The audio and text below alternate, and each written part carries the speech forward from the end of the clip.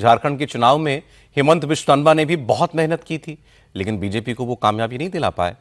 अब हेमंता भी असम में अपने काम पर लग गए। कल वो भी असम में मंत्रिमंडल का विस्तार करने वाले हैं। उनके मंत्रिमंडल में 4 नए मंत्री शपथ लेंगे। लेकिन मंत्रिमंडल विस्तार से पहले हेमंता बिश्व शर्मा ने असम में सार्वजनिक जगहों पर, होटल, रेस्टोरेंट्स में बीफ परोसने और बीफ खाने पर पाबंदी लगा दी है। हेमंता सरकार के इस फैसले पर आज गुवाहाटी से लेकर दिल्ली तक खूब पॉलिटिक्स हुई। कांग्रेस के सांसद रकीबुल हुसैन ने कहा कि झारखंड में चुनाव जिताने के लिए हेमंता ने लंबी लंबी डींगें हाँकी थीं, लेकिन बीजेपी हार गई। इसलिए अब हेमंता बीफ बैन का ऐलान करके अपनी इज्जत बचाने की कोशिश कर रहे हैं। ये जो लॉ है, ये जो दिल्ली में वो अनाउंस किया है कल बीफ का ऊपर, ये कोई लॉ नहीं है। विधानसभा में वो जबरदस्ती सिल्ला के वो पास किया था।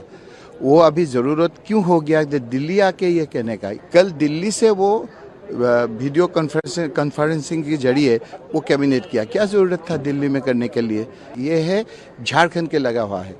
झारखंड में वो एक आदिवासी चीफ मिनिस्टर को जेल में भिजवा के जैसे एक हल्ला करके वो बीजेपी को गवर्नमेंट लाने के लिए जो जिम्मेदारी लिया था, वो आम आदमी ने उनको रिजेक्ट किया।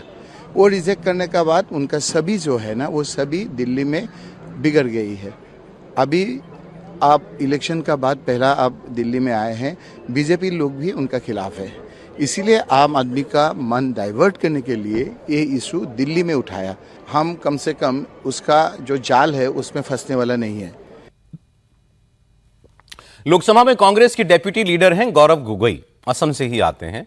उन्होंने कहा कि हेमंता सरकार के भ्रष्टाचार से असम दिवालिया हो चुका है, जनहित का कोई काम नहीं होता और अपनी नाकामियों को छुपाने के लिए हेमंता अब फिर कम्युनल इश्यूज उठाने लगे हैं, लेकिन इससे कुछ होगा नहीं।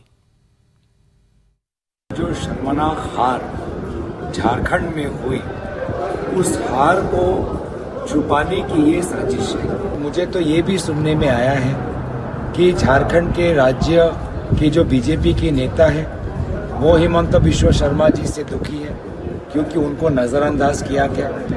मुझे सुनने में आया कि पार्टी का बहुत पैसा भी खर्च हो गया झारखंड के चुनाव में, और शिवराज सिंह चौहान वो तो जो उनको सम्मान मिलना था वो सम्मान भी हेमंत बिश्व शर्मा जी ने नहीं दिया उनको। मेरा पूरा विश्वास है कि जिस प्रकार से झारखंड की जनता ने हेमंत बिश्व शर्मा जी के नफरत की राजनीति का दुकान बंद किया, आने वाले विधानसभा चुनावों में असम की जनता मुख्यमंत्री की भ्रष्टाचार, नफरत और हिंसा की राजनीति के दुकानों पर आने वाले चुनाव पर असम की जनता ताला मारेगी।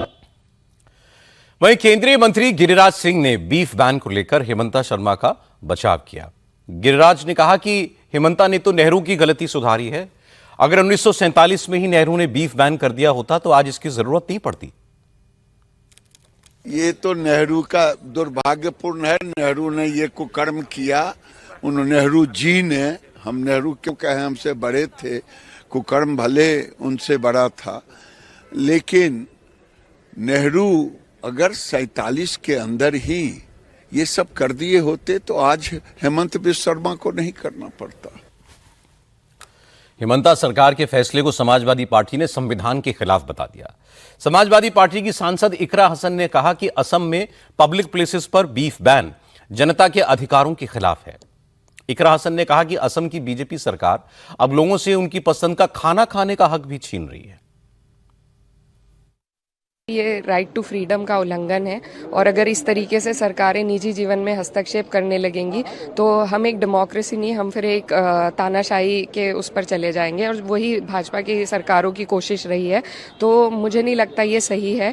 और हमारी जो देश की खूबसूरती है, यहाँ पर अलग अलग कल्चर्स को मानने वाले लोग हैं, ट्राइबल लोग हैं और तरह के रिलीजन को मानने वाले लोग हैं, यही हमारे देश की खूबसूरती है। तो उन सब पर इस तरीके से प्रतिबंध लगाना बिल्कुल गलत है, कॉन्स्टिट्यूशन के खिलाफ है। आम आदमी पार्टी के सांसद संजय सिंह ने कहा कि अगर बीजेपी को बीफ से वाकई दिक्कत होती तो वो गोवा और नॉर्थ ईस्ट के स्टेट्स में भी बीफ पर बैन करती, वरना ये सब ड्रामा है।